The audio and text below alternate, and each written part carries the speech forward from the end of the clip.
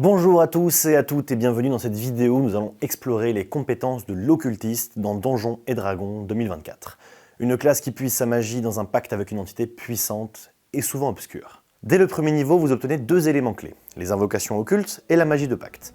Les invocations occultes sont des pouvoirs mystiques uniques que vous choisissez, comme le pacte du grimoire qui vous permet d'accéder à des sorts supplémentaires, ou l'armure du mage, ou encore la compréhension des langues. Ce sont des aptitudes spéciales qui vous donnent accès à des nouvelles compétences ou la possibilité de lancer certains sorts. Par exemple, si vous optez pour le pacte du grimoire, vous pourriez obtenir des sorts utiles pour augmenter votre survie ou pour faciliter votre exploration.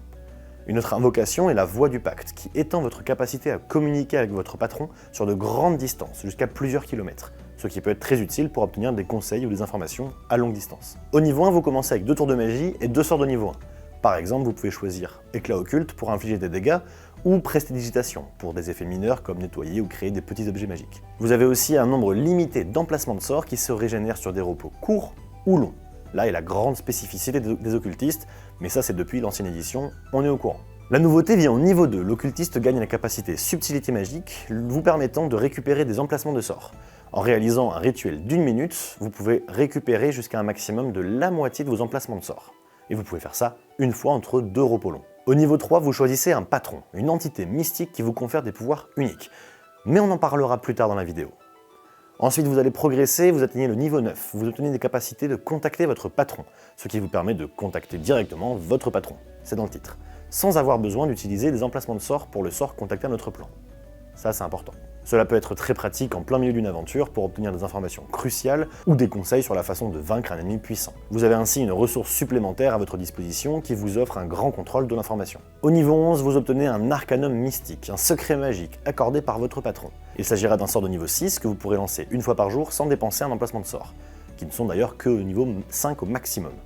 Au fur et à mesure que vous progressez ensuite, d'autres sorts plus puissants deviendront accessibles, des emplacements niveau 7 au niveau 13, des emplacements niveau 8 au niveau 15, etc. Cela vous permet de diversifier encore davantage vos options tactiques en fonction de votre situation. Enfin, au niveau 20, vous devenez un véritable maître occulte, et grâce à votre capacité Subtilité magique, vous pouvez récupérer tous vos emplacements de sorts à chaque repos long, enfin entre chaque repos long. Ce qui vous permet de maintenir votre puissance magique à son apogée tout au long de la journée. Vous devenez une véritable force inarrêtable dans les combats prolongés et dans les journées bourrées de combats. Bon, vous avez qu'une chose en tête, je le sais, c'est qu'on parle de ces fameux patrons. Alors allons-y. Chacun vous donnera accès à des sorts spécifiques que vous considérerez comme toujours préparés. Le premier patron que nous allons voir est l'Archifée, qui vous lie au monde féerique, un lieu magique et capricieux. Au niveau 3, vous pouvez utiliser Pas Brumeux gratuitement un nombre de fois égal à votre modificateur de charisme. Cela vous permettra de vous téléporter avec quelques effets supplémentaires. Par exemple, vous pourriez faire en sorte que vous ou un allié gagne 1 des 10 de points de vie temporaires, ou infliger un désavantage aux ennemis à proximité, ceux qui en tout cas qui ne vous cibleraient pas à leur prochain tour. Au niveau 6, avec Évasion féerique, vous pouvez utiliser le Pas Brumeux comme réaction quand vous subissez des dégâts, vous permettant ainsi d'échapper à une situation dangereuse tout en perturbant vos ennemis. Cela fait de vous une cible difficile à atteindre et vous permet de continuer à perturber vos ennemis même lorsque la situation devient critique. En plus de ça, vous pouvez infliger des dégâts à vos ennemis à côté de votre position initiale ou la position finale de votre téléportation. Au niveau 10, vous devenez immunisé à l'état charmé et vous pouvez blesser l'esprit d'une créature qui vient de vous infliger des dégâts. Donc vraiment, une sorte de représailles à chaque fois qu'on prend des dégâts. Au niveau 14, à chaque fois que vous lancez un sort d'illusion ou d'enchantement, vous pouvez utiliser le Pas Brumeux dans la même action. Le second patron que nous voyons est le patron Céleste, qui vous lie à des créatures divines et lumineuses, vous offrant des capacités de guérison et de protection. Au niveau 3, vous obtenez des sorts comme Soin des blessures et la capacité Lumière Céleste qui vous permet de soigner vos alliés. Cela peut s'avérer vraiment crucial dans les situations où vos alliés sont gravement blessés. Au niveau 6, vous devenez résistant aux dégâts radiants et vous pouvez ajouter votre charisme aux dégâts de sorts infligeant des dégâts radiants ou de feu, renforçant vos capacités de soutien tout en infligeant de dégâts efficaces. Au niveau 10, la résilience céleste vous permet de donner des points de vie temporaires à vos alliés après chaque repos court ou long, ce qui fait de vous un véritable soutien pour le groupe. Et enfin, au niveau 14, vous pouvez carrément ramener une créature qui a 0 point de vie à la moitié de ses points de vie maximal. Vous générez un flash de lumière puissant lui permettant de se relever et aveuglant les créatures à moins de 9 mètres d'elle. De quoi renverser littéralement le cours d'un combat difficile. Comment cela se fait? Cela ne se peut. Le patron démoniaque, lui, vous donne des pouvoirs destructeurs et infernaux. Au niveau 3, vous gagnez la bénédiction du ténébreux, vous donnant des points de vie temporaires à chaque fois qu'un ennemi est réduit à 0 point de vie, soit par vous, soit par un allié.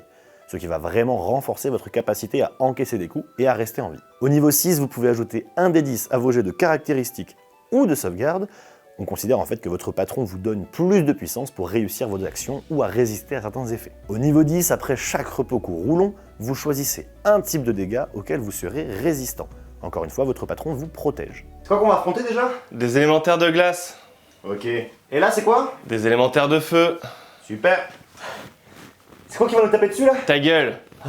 Et au niveau 14, vous pouvez lancer une compétence appelée « Lancer à travers les enfers », vous permettant de projeter un ennemi dans un voyage cauchemardesque au milieu des plans infernaux, lui infligeant d'énormes dégâts psychiques tout en le rendant incapable d'agir. Cela peut être une arme extrêmement puissante contre des ennemis très coriaces. Et enfin, si vous choisissez le Grand Ancien comme patron, il vous offrira des pouvoirs mystérieux et presque incompréhensibles. Au niveau 3, Esprit éveillé vous permet de communiquer télépathiquement et Sort psychique vous permet de transformer les dégâts de vos sorts en dégâts psychiques. C'était pas censé être une boule de feu, ça?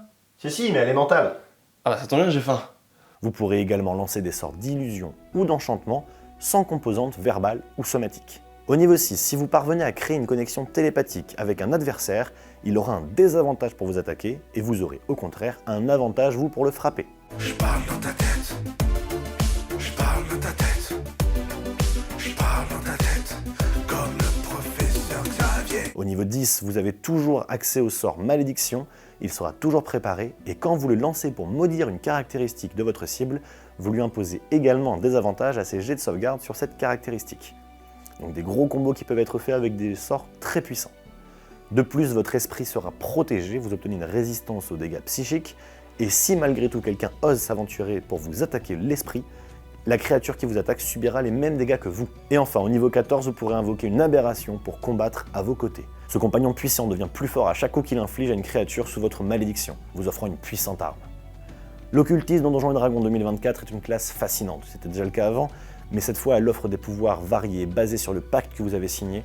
Que vous soyez un manipulateur des esprits, un guerrier céleste ou un destructeur du royaume des démons, chaque patron offre une expérience unique et vous permet de façonner votre personnage selon vos envies et stratégies.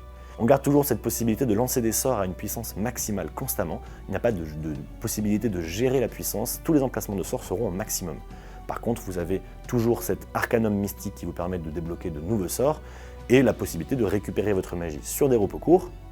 La classe l'occultiste est la seule à pouvoir faire ça, et surtout, vous avez la possibilité de les récupérer en 1 minute suite à un rituel. Donc encore plus de magie. Merci d'avoir suivi la vidéo, n'oubliez pas de commenter pour me dire quelle sous-classe vous préférez pour l'occultiste, et n'oubliez pas de vous abonner et de mettre la cloche pour ne pas rater la présentation des prochaines classes. Ciao!